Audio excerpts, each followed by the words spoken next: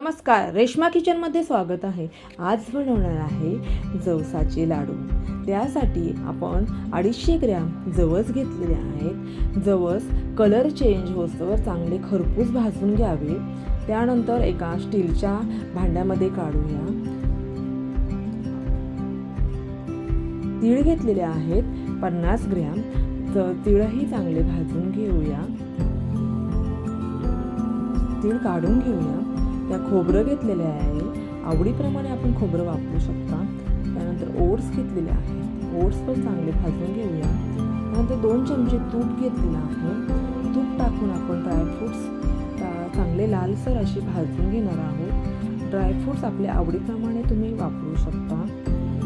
Dry fruits काढून घेऊया। त्यानंतर मी मखाना टाकणार आहे। मखाना मी 2 वाट्या मखाना घेतलेला आहे। मखाना लाल होस्तवर चांगला खरपूस भाजून घ्यावा। त्यानंतर आपण हे सर्व भाजलेले जिन्नस थंड करायला ठेवणार आहोत। थंड होस्तवर आपण घेणार आहोत काळी मिरी।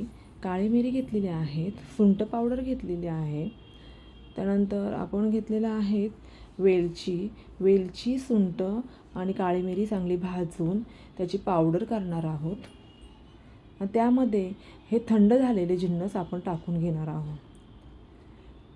चांगले बारीक करून घ्यायचे आहे, पावडर करणार आहोत याचे।